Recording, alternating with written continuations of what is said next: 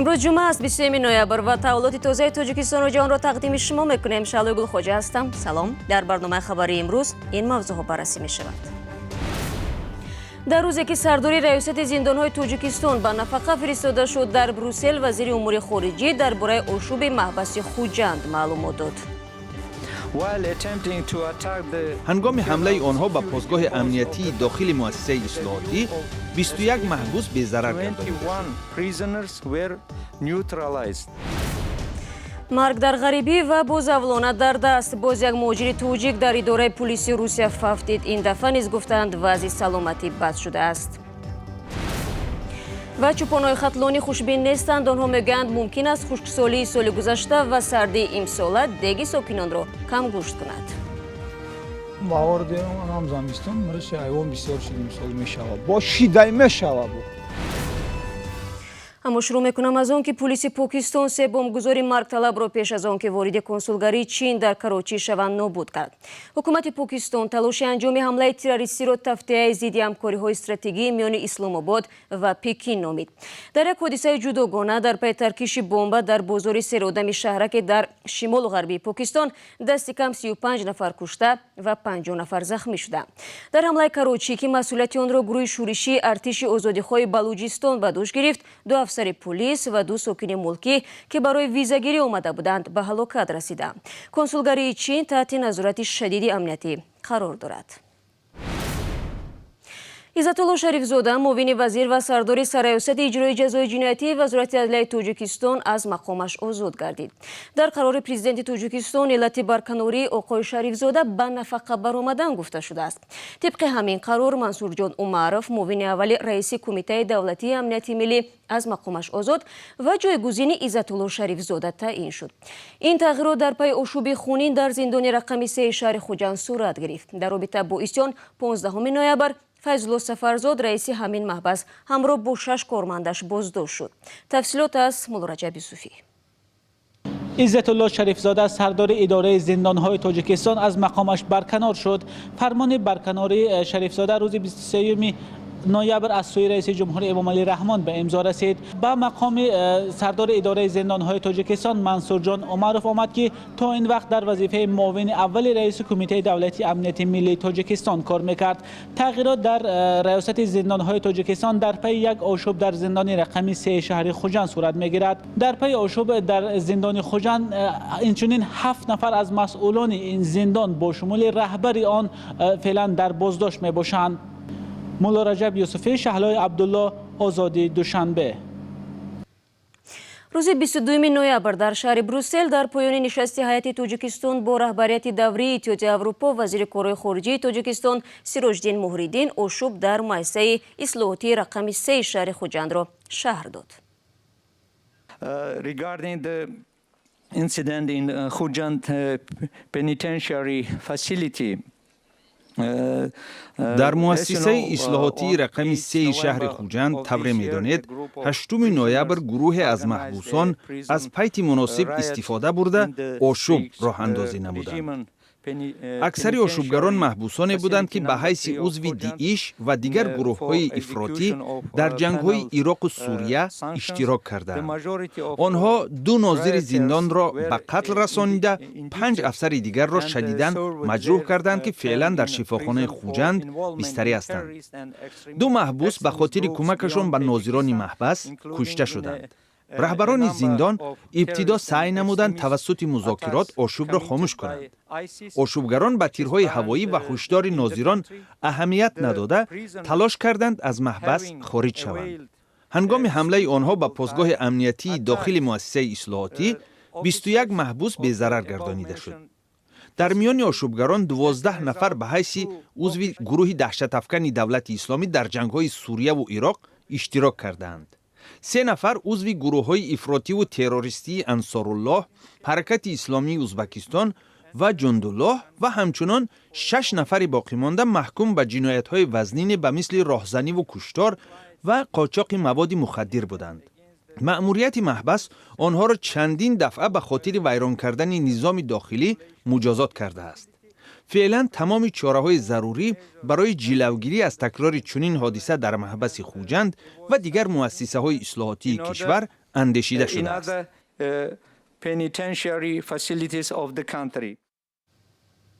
روز گذشته در نشست رهبریت اتحادیه اروپا با نمایندگان تاجیکستان درباره مسائل سیاسی و اقتصادی، حقوق انسان و استراتژی نو این سازمان برای آسیای مرکزی صحبت شد که بهار سال 2019 از جانب همه کشورهای عضو تصدیق می‌گردد. رو می‌آوریم به موضوعهای دیگر. امروز پارلمان تاجیکستان سازشنامه شریکی استراتژی با ازبکستان را تصویب کرد.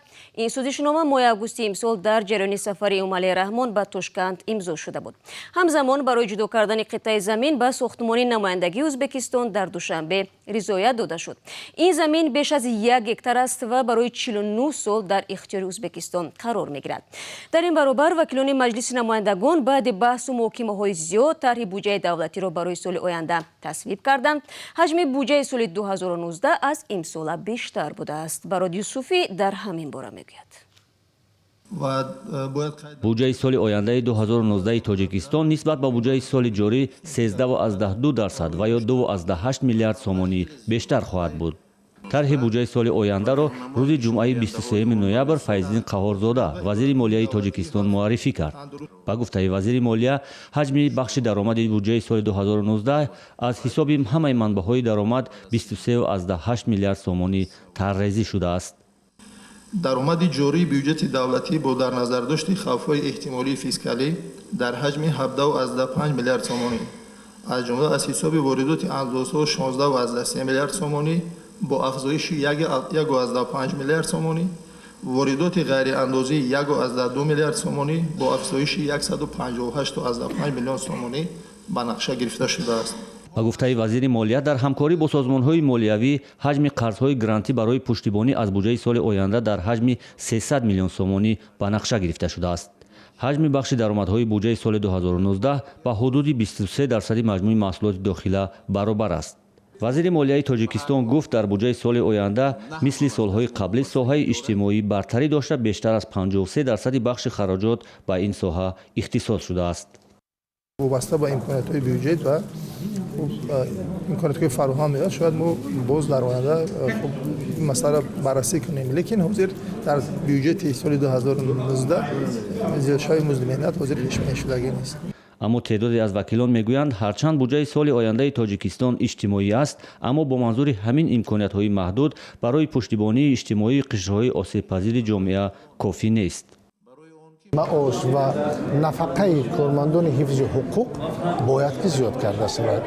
مثلا در امروز این مثلا کفایت نیست. وکیلان پیشگویی میکنند که بودجه سال آینده 2019 تاجیکستان اجرا شونده است اگر حوادث فوق‌العاده اقتصادی این روند را خللدار نسازد. تحریم هایی که امروز نسبت روسیه کرده ایستادن کردنی اند میتواند به اقتصاد روسیه تاثیر رساند. از بس که ما یکی از شریکان استراتژی روسیه هستیم و محصولات جو در قلمرو روسیه بفروشیم، خواه نخواه این وضعیت به ما هم تاثیر برساند. اون وقت ممکن که درآمدهای اهالی کم شود. درآمدهای اهالی کم شد، خب اندازها کم می شود، انداز اجتماعی کم می شود، انداز از درآمد کم می شود.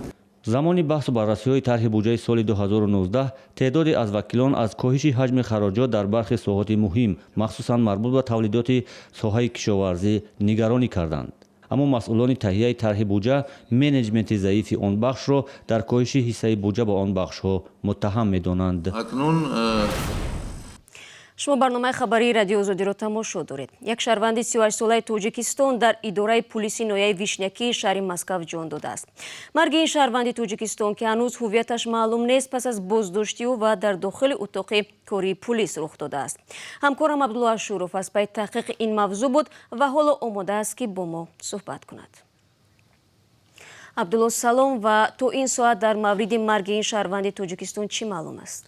سلام شهلا. پلیس مسکو تا هنوز نام شهروند تاجیکستان را از مطبوعات پنهان می‌دارد. در تماس‌های با تکرار ما اداره پلیس شهر مسکو حاضر نشد اسم این شهروند تاجیکستان را آشکار کند. تنها گفته می شود او متولد سال 1982 است و نیمه روز 21 نوامبر در دایره یک عملیات از سوی نیروهای ویژه صبر به اداره پلیس ناحیه ویشنیکی آورده می شود.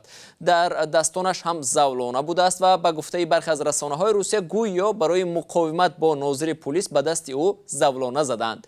дар идома гӯё ҳангоми бозпурсӣ дар рӯи курсии утоқи корманди полис ҳолаш бад шуда меафтад. Максим Колосветов, афсари хадамоти матбуоти полиси шаҳри Москав, рӯзи 23 ноябр дар суҳбат бо радиои Озодӣ гуфт, аз рӯи ин ҳодиса ҳоло дар идораи полиси ноҳияи Вишнякӣ тафтишоти корӣ шурӯъ шудааст. вазъи саломатии шаҳрванди 38-солаи Тоҷикистон ки айни замон ному насабаш ба мо маълум нест бад шуда ва дар идораи полис фавтид. духтурони ёрии таъҷилӣ даъват шуданд. тибқи ташхиси ибтидоии онҳо ин нафар бар асари бемории дил фавтидааст.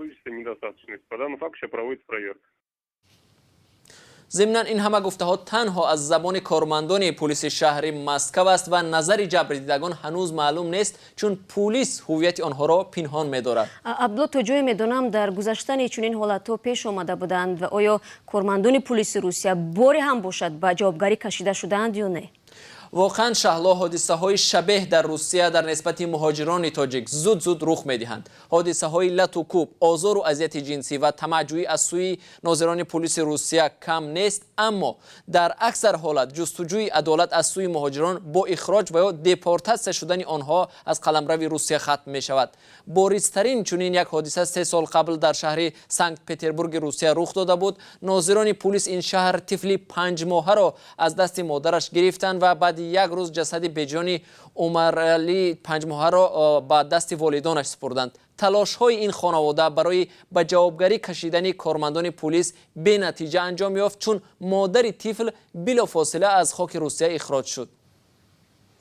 واقعا باعثی تاسف است. تشکر عبدالله برای صحبت. در واقع سفارت تاجیکستان در مسکو به اداره پلیسی ویشنیاکی نماینده خود را فرستاد تا که درباره جزئیات این حادثه آگاهی یابد. اطلاع بیشتر در دوام روز نشر می شود.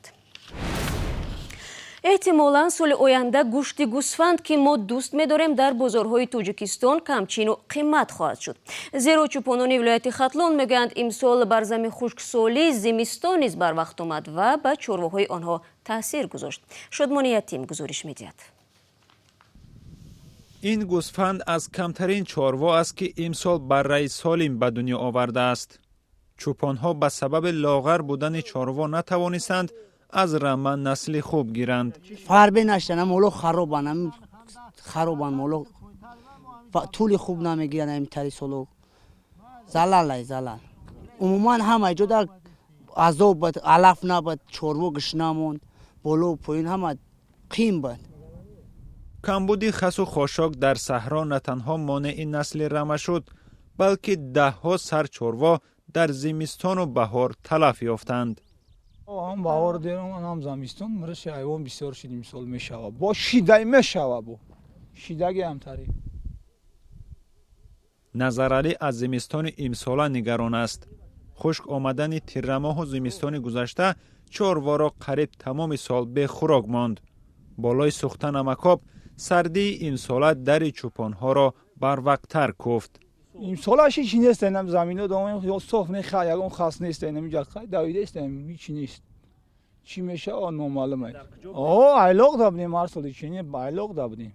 تا یکمی دکابر دامیم مرسالا.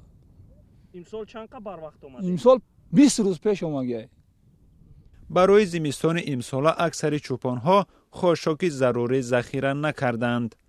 نامساعدی آب و هوا امکان نداد در صحرا علف و گندم که برای چاروا خوراک ارزان است خوب شود. چوپانها میگویند احتمال پیامد خشکسالی سال گذشته و سردی امسال به نرخ چاروا تاثیر رسانده دیگ ساکنان را کم گوشت کند. با این برای نوزاد هم امید زیاد ندارند که تا سبزه بهار میرسد یا نه. اخرابه ساعت پایان آمدن فرصت برنامه امروز را نشان می‌دهد. سپاس به همه آنهایی که این 15 دقیقه با ما بودند. فردا صبح بر وقت آخرین خبرها در نوید بامدادی پیشنهاد شما می‌شود. همچنین وبسایت رادیو آزادی و آزادی ویدیو کانال ما در یوتیوب در خدمتتان است. تا ملاقات بعدی خدا نگهدار. خیر شما باشید.